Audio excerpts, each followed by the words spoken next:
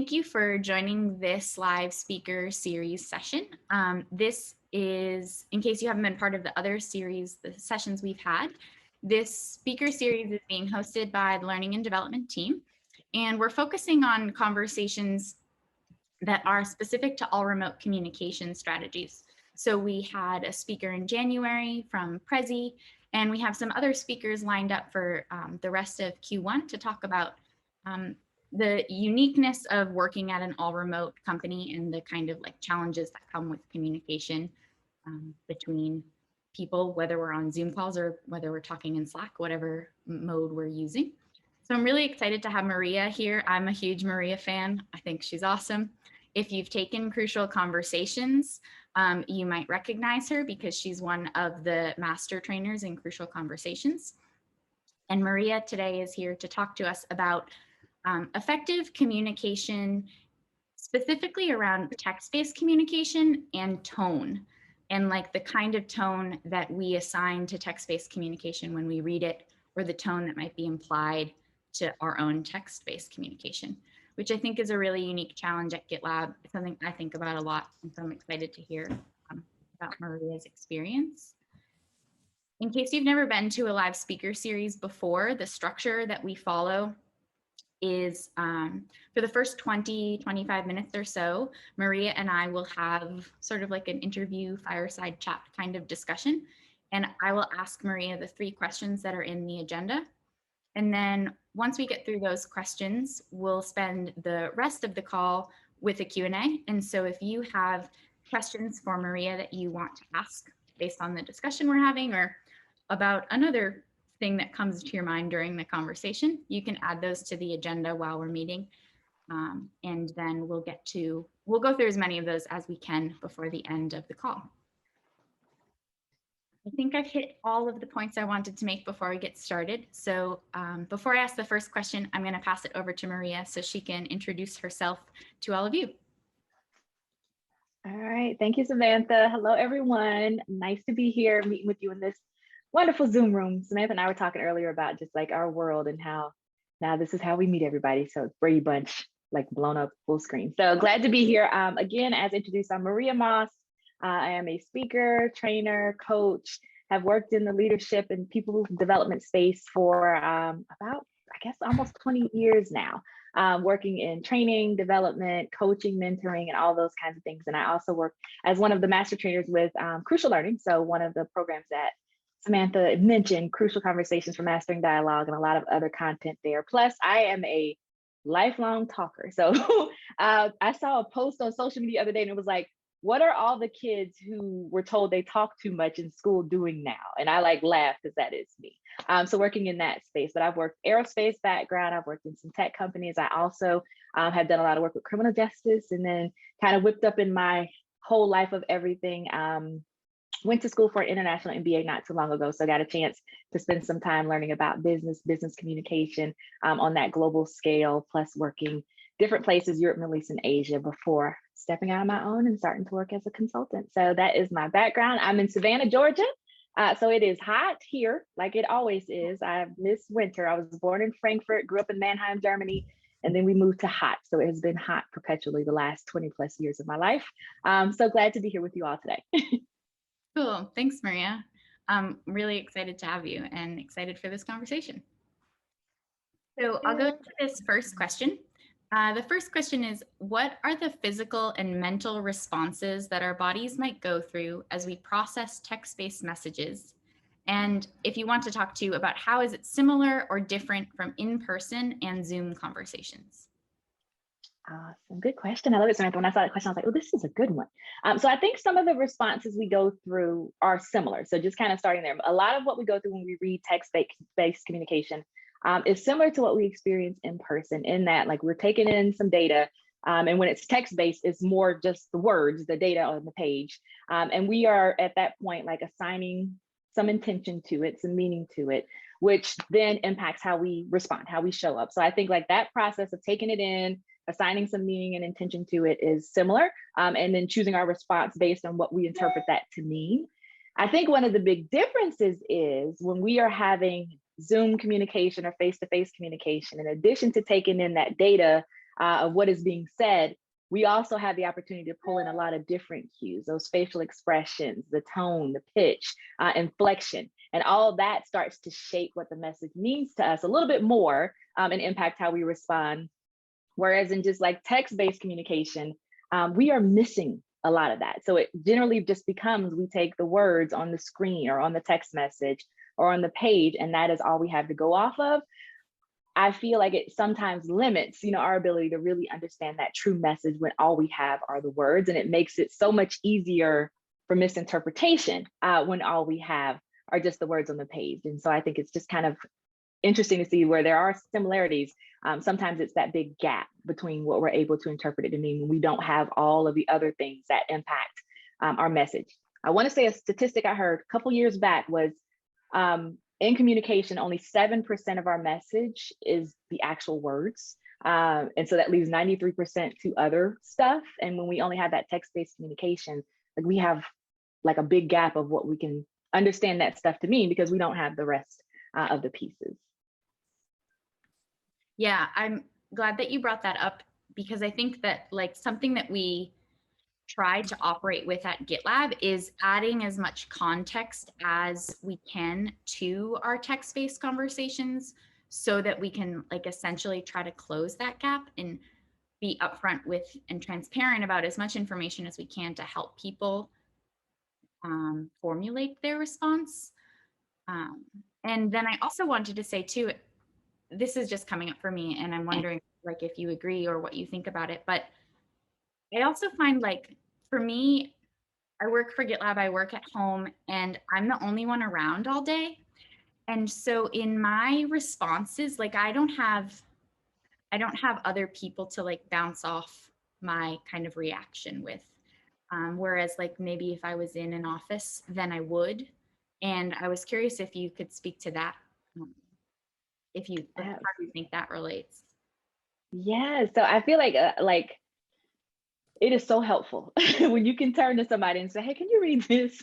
When we get those messages. I think the first part is just us recognizing like, I may be misunderstanding this. I may be reading into it. And it's helpful to have that person there. But I even feel like spread out, working remotely, it's always nice to have a second set of eyes, especially on messages that you really feel like maybe you're not understanding or they're coming across, creating some strong physical response. Like having a temperature check with another person, maybe a colleague or a trusted peer that can look over the message, is also helpful, because back to us not having all of the pieces of the communication in just the words, we read into stuff a lot, and again, it can be us reading into someone else's message or us like getting an awareness of maybe our messages being misunderstood. I'll never forget once having some of my colleagues that were in Switzerland, working with a group in Switzerland. One of them came back to me and was like, hey, just want to give you some feedback. People in Switzerland think you're rude. And I'm like, what? And they were like, they think you're rude. And I'm like, what did I do? And it was all through email. And the problem was, apparently, the feedback the person gave me is they said, look at their messages and then look at your messages. So I looked at their messages and it was a lot of messages that was like, hey, good morning, weather's here beautiful in Basel, da da da da da. Then they would get to the work and then it would be like a nice close and a greeting. And my messages were literally like, good morning, I need this, this, this, this. So the misunderstanding was, in the message and lost in translation, literally. I'm sending messages a little bit bulleted, direct, whatever, and I'm getting messages that were a little bit more relatable, personable, that kind of thing. And it was somebody else who just was built, like made of the awareness of people were misunderstanding me solely off of this text-based communication. And had that person not been willing to have that conversation or kind of give me that insight, I'm worried about what I would have done further to damage the relationship. So nice to have someone you can check in with, nice to have someone that can give you a little bit of feedback and perspective on messages that you're receiving. And I even say those messages that you're sending. I think I told Samantha about one of my bosses that I used to have a temperature check with, and it was, I would get an email and I'd go to respond and I'd just kind of say, hey, can you look at this real quick and give me your thoughts? And she would literally send back, too hot, take it down a notch. And I'd take my message, look at it, rewrite it a little bit, send it back to her. She's like, almost there, getting closer, like take it down a notch. And it was definitely those messages for me where I noticed like, maybe I'm reacting to something, or maybe I'm responding to something. Let me at least have another set of eyes to look on it. And it was so helpful to kind of build those connections with someone completely separate from the situation, but completely willing to give some insight to my messages. Yeah, that's fascinating. And like we could spend the whole call, I think, talking about like cross-cultural text-based communication, because your example is such an interesting example of how we communicate differently and how our own experiences and the place that we live and the people that we surround ourselves with impact the way that we interpret text communication and what we expect. So I really appreciate you sharing that. And then I also wanted to share too, when I was talking with Maria and she told me the same story about the email temperature check. For anyone on the call, if you use Grammarly, there's like a Chrome extension, and I think there's also like an app tool if you don't use Chrome. Um, Grammarly has this feature where it shows you a little emoji face trying to tell you like what kind of tone your text has. Um, and it can be really helpful. It will show like a flat smile face or like a smile, or it will be like a red angry face depending on the message. And I think it's a helpful tool. So Kind of makes me laugh. Like sometimes I might want to send a message, like, let me make sure I'm getting the angry face. No, I'm just kidding. Don't do that. sometimes your message, you don't want it to come across as like, happy and having a good day. And like, I think it's more about like being authentic with the tone that you're adding to your text, not just like trying to make all of your text messages in Slack or GitLab or whatever sound nice. I love it. I love it. Okay, so this next question kind of leads into what we were just chatting about. Um, and so I'm wondering, how can we as text-based communicators, and especially at GitLab, because so much of what we do is text-based, how can we be intentional about the tone that our own messages carry? I love it. Good question. I think like step one is recognizing like whether we like it or not, people tend to read tone into our messages. So I think that first thing is the awareness of, I'm sending this message, and once it leaves here, like I have no control over how they perceive it to be. And that awareness should make us more intentional about the message that we want to send. So I am a write a couple times type of person. I will write the email message, step away from it for a little bit, go back, reread it, try to put myself, best case scenario, how might someone interpret this? Worst case scenario, how might someone interpret this? To just really be impactful in just the creation of it and really trying to convey the tone I want. I think another tip, and this is a tip I gave someone that was sending a message yesterday, a text message, is as much as possible, like up front, just clearly state the intention of the message. Good morning, Enrique. I wanted to send this message as a follow-up to the conversation we had yesterday and make sure that I'm clearly understanding what happened. And then going into your message. So as much as possible up front, just kind of communicating that intention. And I think watching, and Enrique, I'm not sending you a message. Enrique's like, what? And I think the other thing too is watching those things that we know on the receiving end can kind of send us to a different place. Watching the I statements versus you statements, being more mindful of that, watching for those words that are, more story-based, versus factual.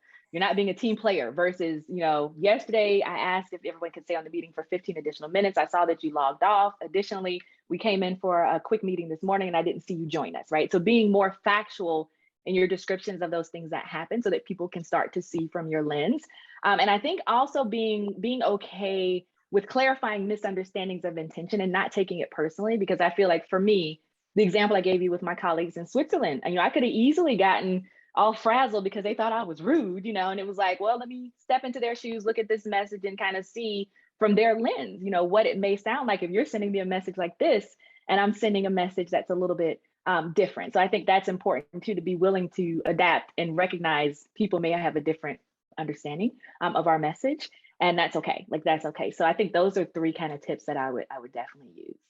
Yeah, that's really helpful. And it's also making me think of one of the like sub values that we have at GitLab is to assume positive intent, which can be really hard when you get a message that like your gut feeling is not positive intent. Like, I think that's just the reality. But like stepping away and reminding yourself that it's important to assume positive intent and like ask questions to clarify if you need to get more clarification on the intent or the tone that the message was sent. And so I like how you talk about putting yourself in the perspective of the person who's receiving them or who sent the message, or like how reminding yourself that like you can be that sender sometimes too, I think gives us some like empathy for others.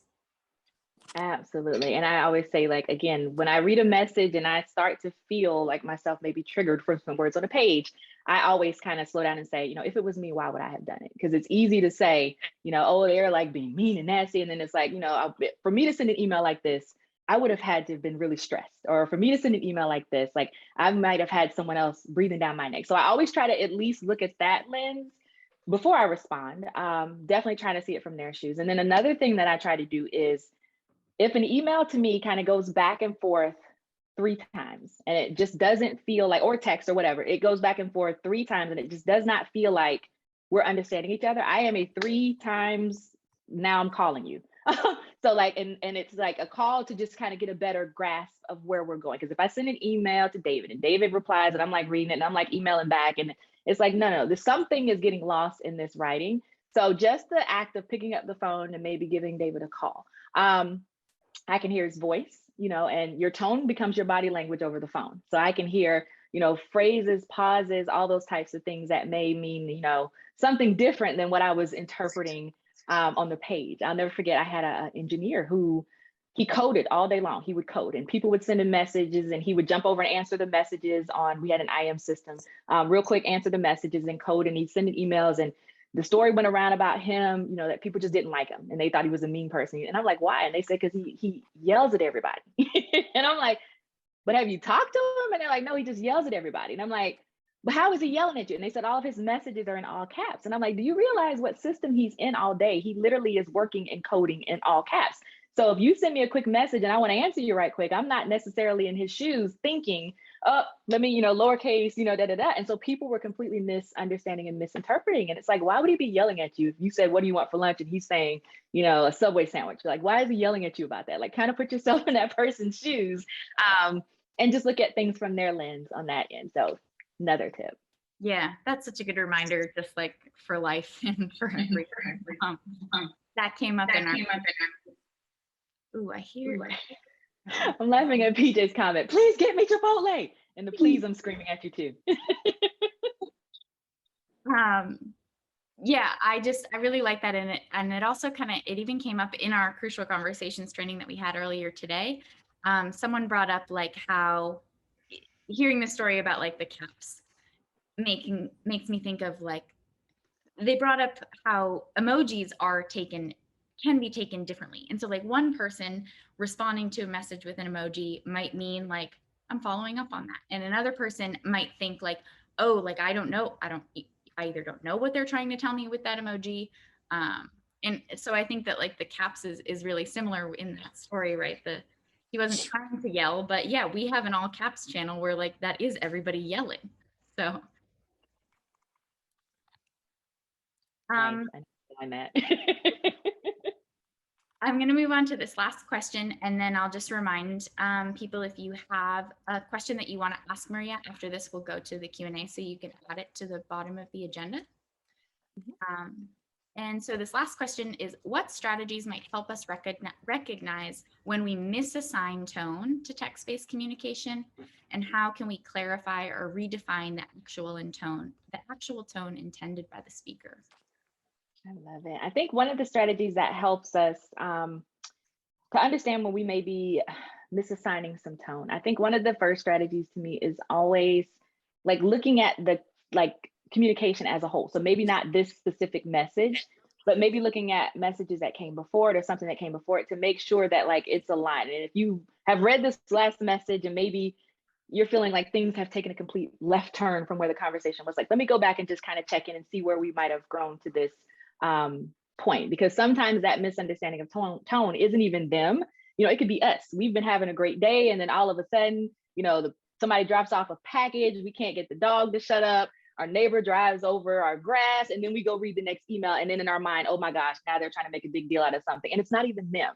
So I think sometimes like recognizing when we may be going off on our own little stories, rereading those previous messages can help us when we misassign tone. My other tip, again, I am a caller. Like if I'm reading a message and it just really feels like Chad is coming across not so great in this message, I'm gonna pick up the phone and call. Chad's like, I never do that. I'm gonna pick up the phone and call, because even in just the answering of the phone, I get a little bit more data. Chad's like, I do it all the time. I get a little bit more data. So the way that the phone is answered, how the person talks, I catch people's breaths too. Like, again, call you on the phone and, those kinds of things can give me the rest of the message. Or, hey, I'm so glad you called, because it felt like things were getting confused. Like, that's another one. So definitely checking for that. And I'm a big fan of another set of eyes. Even if I'm just having to copy part of the email and send it over and say, hey, Josh, can you take a look at this right quick? I was talking to Ashley about something, not sure what this meant. What do you understand this to mean, without background on it?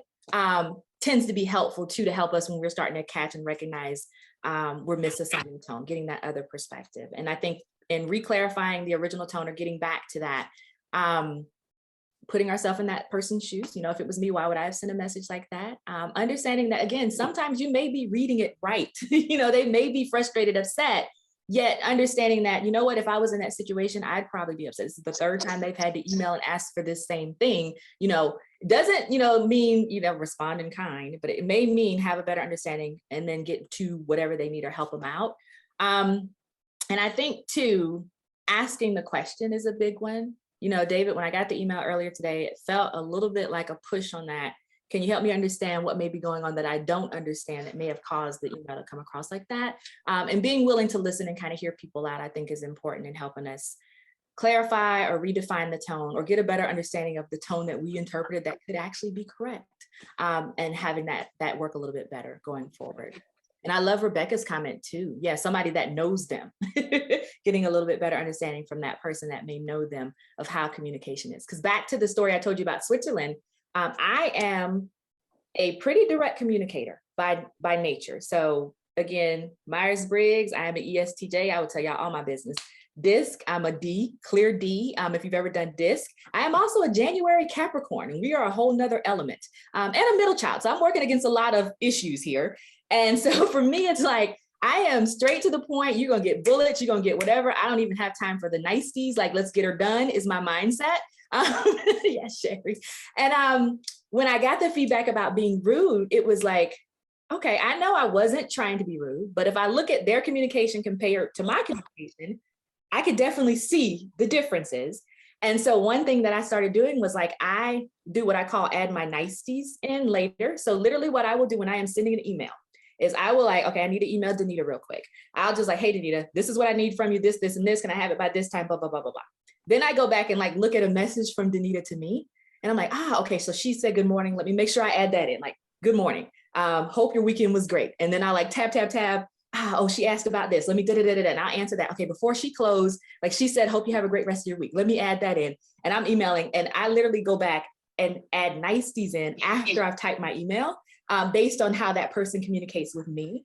And I promise that has been transformational for me in text communication. Now, if it's like Christian and I just get straight bullets, I'm like, hallelujah, I'm sending straight bullet points back, and we're both happy. But I think to just kind of prevent some of those misunderstandings and better relate to me is looking at their communication, looking at my communication, adapting where it works, and making it a little bit smoother for us in that written text. Yeah. And I also wonder too, because as you're saying that, what kind of like came up for me is that, like, man, that could be really exhausting to have to like do that for everyone.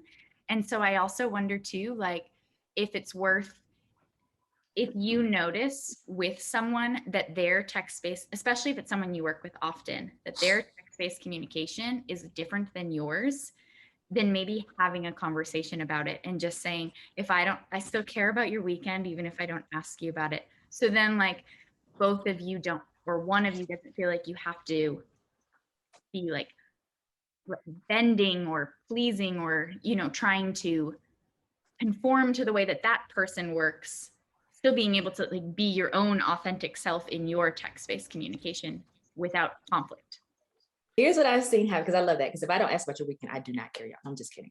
I feel like early on in communication with people and text-based communication, and we don't really know each other and we haven't really connected, like I don't mind the extra work of looking at how that message came, kind of tweaking my message and whatever. Then what I've seen over time, and specifically like thinking about Christoph, that was his name in Basel. When I started responding like, hey, Christoph, how was your weekend? Did you go out to the Rhine? I remember you told me you got a new bike, like adding that in after my bullet points. I started to notice Christoph's message over time too, adjusting a little bit more to my style. And so it was like, it almost became like we met in this happy medium where, sometimes he's like, hey, Maria, here's what I need. Can you sip these over, da, da, da, da, blah, whatever. And I'm sending messages back like that. And then sometimes he's adding in, a little about his life and I'm adding, but it almost became like, we got to know each other a little bit better. And he started to notice like, she's not rude. She just is a January Capricorn. They're interesting people. I love being a January Capricorn. But he like started to notice like, this is just how she communicates. Cause she's like, when I talked to her, we've been together, it's been great. And I felt like we both kind of just adapted. And I think the biggest thing for me from that has been like, I started to pay more attention to how people communicated with me, especially people I don't know very well, new interaction, new client, new partners, new, coworkers. And just that little bit of adjusting early on tended to make it where later in communication, if I just sent bullets, they didn't think I was rude, or if they sent me the whole story of their life, the last 3 days, I didn't think of it as a waste of time because I recognized they want to tell me about what's going on with them because it's that relationship piece that helps us work so much more together. And it wasn't annoying, whereas before it might've been to me. But I feel like we kind of adapted in style over time because it wasn't something definitely I wanted to do forever. Yet I still remember even to this day, and that was like probably 7 years ago, like if I get someone that's emailing me for the first time, let me look at their style of communicating in this written form and let me see where I can make some accommodations to better match. Yeah, I love that. And it just like all comes down to building trust and building relationships so you can better work together. So that's great. So if I send you bullet points, Samantha, I still love you. I won't call you rude. Thank you. Well, we have about a little bit more than 20 minutes or so, or maybe about 15 minutes. Can't do the quick calendar math in my head, but let's move on to the Q&A because we've got 5 or 6 questions in there. And Caleb put in the first question and they're not on the call, so I'm gonna voice it for Caleb. So Caleb asked, as someone who experiences dyslexia, text-based communication can often produce barriers. One such barrier is that I tend to do better with short sentences, paragraphs, and messages.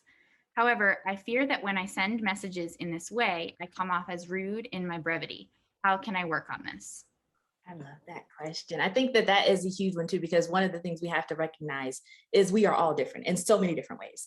So I feel like for me in that situation, I would probably preface the message, with something like, hey, I'm sending over a quick message, let me know if you need more detail. Just want to make sure I get these important points out. Like I would probably give almost like I don't want to say like a disclaimer, but just something up front to state my intention, like why I'm sending it this way, not having to go into too much detail. Because if I don't want to say, hey, I have dyslexia, I don't have to say that. And I do want to say the goal of this isn't to be short or rude. If it's coming across that way, that's not my intention. Please let me know if you need more details. And then here are my details. And I would probably do it more like that. That was a very good question. Yeah, that's great. Thank you. You're welcome. I have the next question, but I'm actually going to bounce it to the end because I'd rather hear from other voices. So Rebecca, I think you're on the call. Do you want to voice your question? Hey, yeah, thanks so much. So my question recently happened over the last week where I observed a conversation in Slack that caused some confusion. And it was addressed in a one-on-one afterwards, maybe a day or so later, it was clarified in the one-on-one. But then the question came up, how could the question have been asked or the point asked more clearly, or how could it have been better? But I didn't know how to answer it. So for some context, the question was, it was simply one question and then a link to what the person thought the answer would be. And that was it.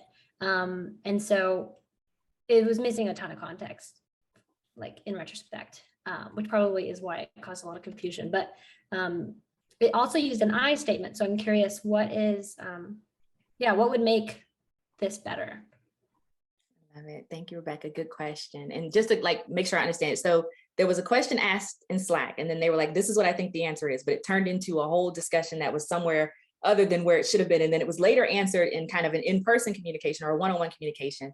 Yet it was like this whole trail of hot mess confusion in the interim.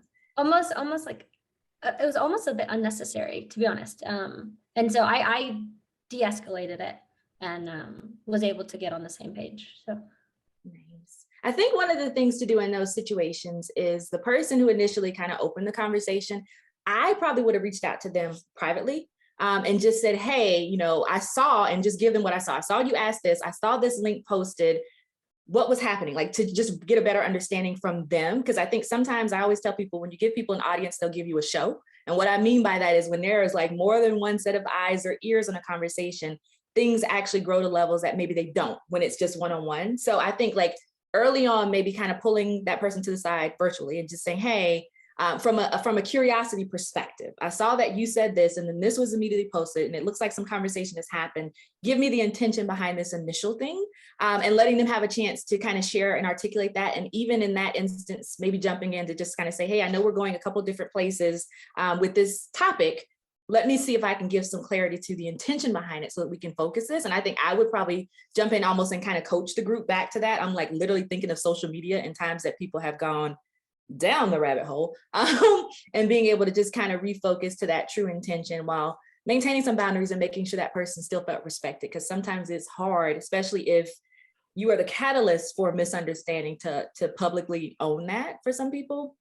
So having that private conversation, understanding a little bit better their perspective, and then maybe stepping in as a voice to get back to clarifying what the real issue was might be helpful in that situation.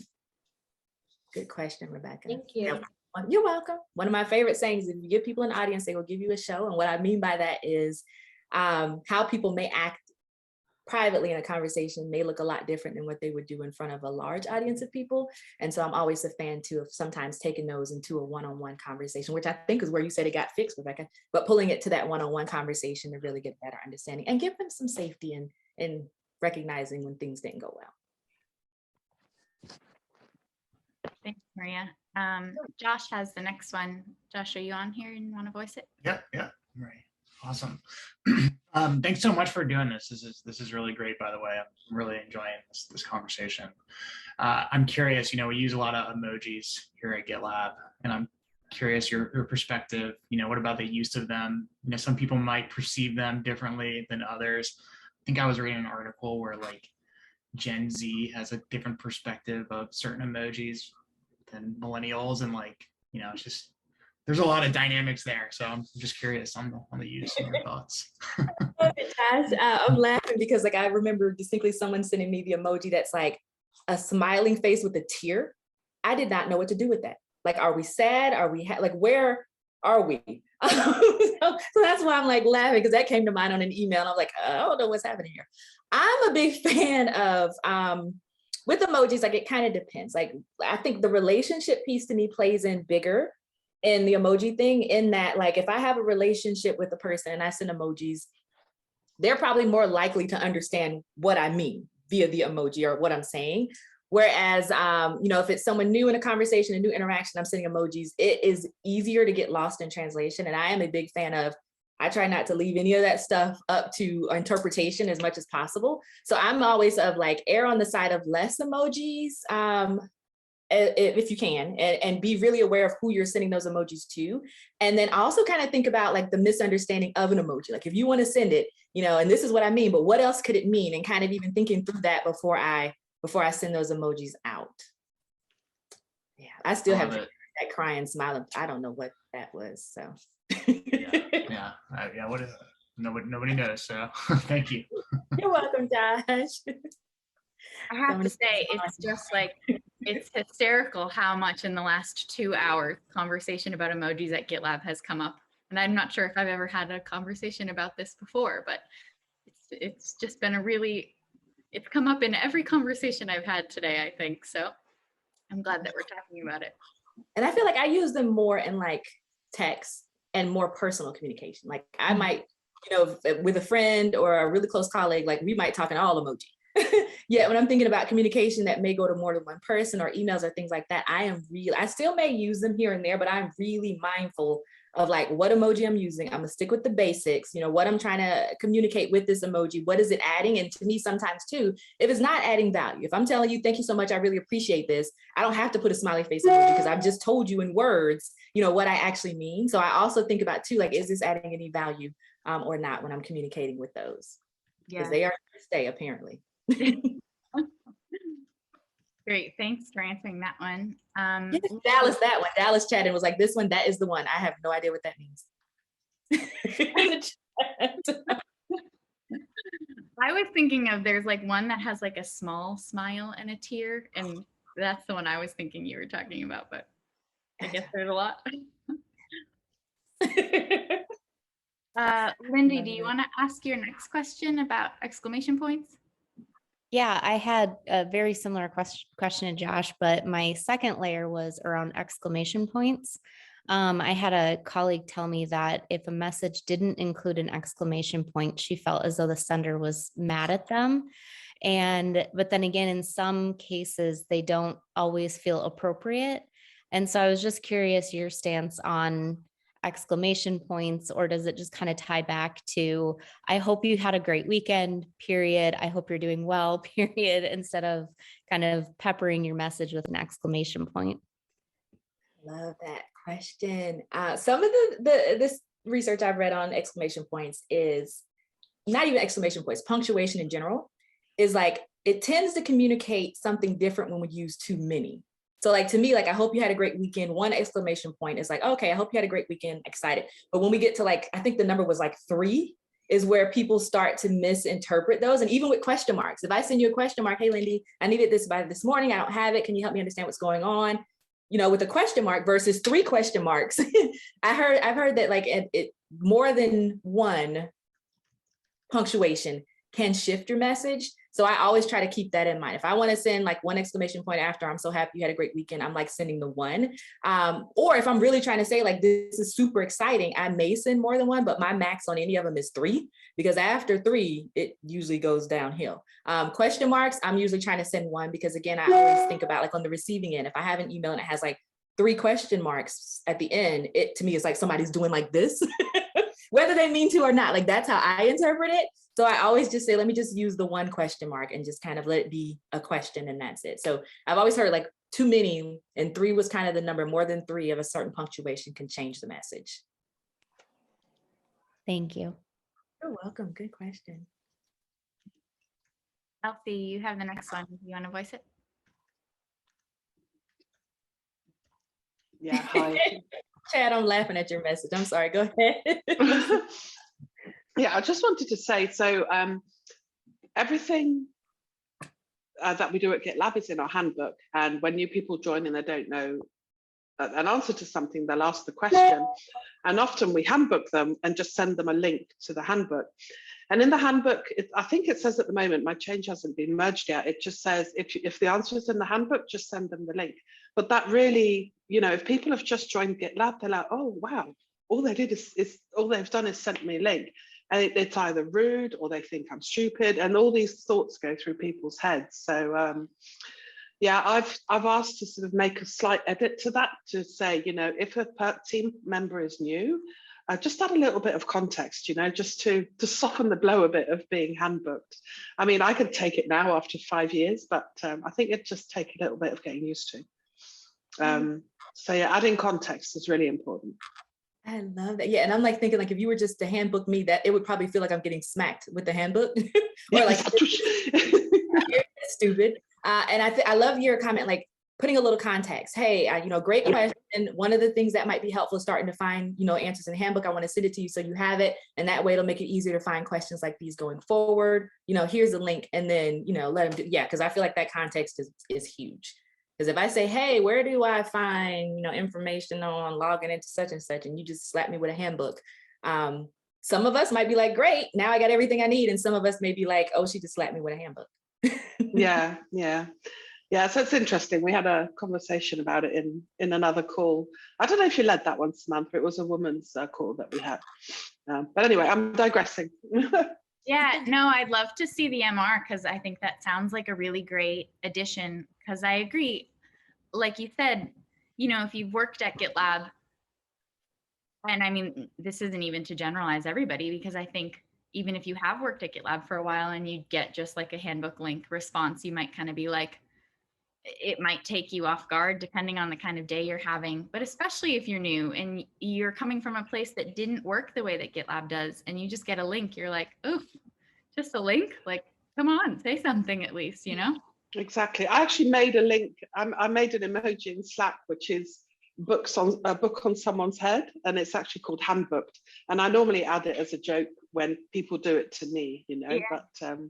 But if you knew, it's all a little bit, yeah, it's all a little bit scary sometimes. Yeah. Yeah. Appreciate you bringing that up. Yeah, it's a good point. The habit that Jenny put in: provide the answer and then the link to the handbook, especially to new people. Yeah.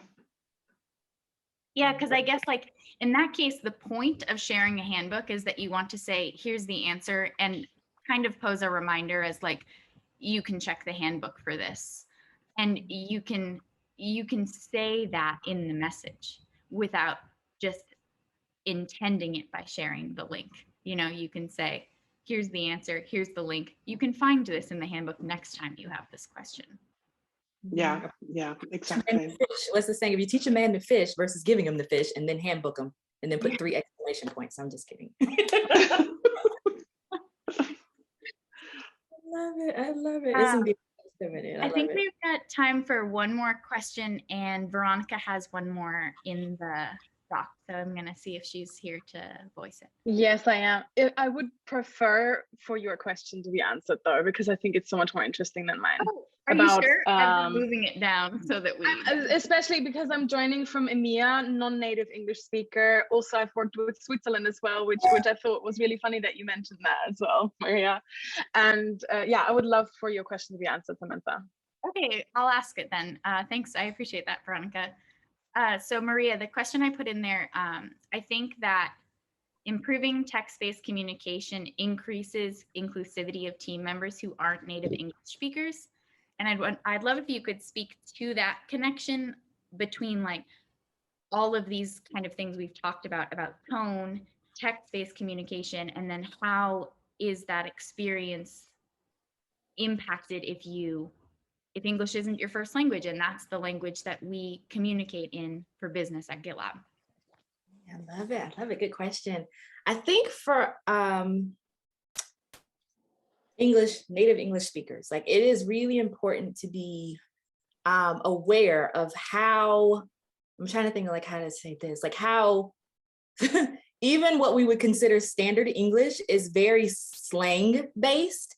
So I think like in written communication, it is so important to be aware of like everyone that I'm talking to won't know what it means if I say, you know, secret squirrel, or if I say whatever. Like, so being, to me, like almost hypersensitive in those times, and I don't mind like being hypersensitive to communicating things as plainly and as openly with less slang, no jargon, you know, a lot less of those acronyms as possible, because, you know, again, stuff that may mean one thing and be easily understandable between native English speakers can completely exclude someone else. And I think that awareness that even despite our best intentions, we can be that way is important to keep in mind when we're talking about text-based communication, tone in our messages, those types of things. And I think just starting to get a better understanding too of our own like flaws in those areas. I remember training a class and I mentioned, you know, something secret squirrel, and everybody just looked at me. And I remember a colleague, you know, in another country, you know, doing something, and she sent a message out telling people her intention was don't pick up other people's problems. And in the country that she was in, she said, don't give other people your monkey. And no one would look at her for the entire week that she was in the office. And she did not know what it was. And like, she was taking it all kind of personally, and come to find out, you know, it wasn't an appropriate tone for her to use in that country. And so it was just I think that awareness of how our messages can be totally different depending on who's receiving them. And I think also the grace we can give other people if we know we're talking to someone or writing with someone or communicating with someone, English isn't their first language. You know, can I give you some grace on how I'm receiving this message? Can I try my best to get a little bit understanding of why the message may have been sent this way, or even asking? Like, I think to me, one of the biggest things is, can I ask you what your intention was with this message? Can I get a better understanding? Because I feel like sometimes you know, we interpret things definitely that could be different than what someone meant. I'm laughing at the comment Sherry is saying about the Karen, right? We may interpret something completely different. We may take things a little bit more personally than we should. We may not fully understand. And at the same time, not be aware that we may be doing the same thing on the other end that I love that can be, really, not inclusive to other people who don't speak English. And one of my hugest flaws that I constantly have to work on is I talk fast. And when I'm working with clients that are from all over the world, and I've had a training where I have had every single continent in one training, I'm watching my own words to make sure that I'm not using too much slang. I'm being more mindful of the rate at which I'm speaking, because guess what? You're translating what I'm saying in your mind into something else. Like, I always try to have that hyper awareness. And I think that's important for us, and not to think of it as extra work. I think of it as relationship building. If I can slow down enough to be able to fully understand your message, or be really mindful and intentional about my message, we're going to get whatever we're trying to accomplish done. And my goodness, how it's going to impact the relationship and how we connect. And I never want to do anything that's going to make someone feel like I don't want to include them in what's happening. So I think that's important. But with language in particular, watching your acronyms, your slang, some of that jargon, all of those things in our messages, because unintentionally we can leave people out if it's not something they're used to. Yeah. That's great. And a really nice note, I think, to end this call on, because I think that out of all of our discussions, I feel like what I've learned the most from you is just having empathy for other people. Is if you can lead with empathy in your text-based communications, things are probably going to work out for everybody involved. So Maria, I am so appreciative of you coming to speak with us at GitLab today. This has been a great conversation. And I'm thankful for everybody who made time to come to this call. I hope that you enjoyed it. I will be posting this recording in the handbook, and I'll share it with you, Maria, as well. And hopefully we'll see you all. Our next speaker series that's part of this, our next speaker that's part of this series is on March 9th. And we're talking about communication and career, how to communicate your career development in an all remote space. So looking forward to that call. And I will see you all soon.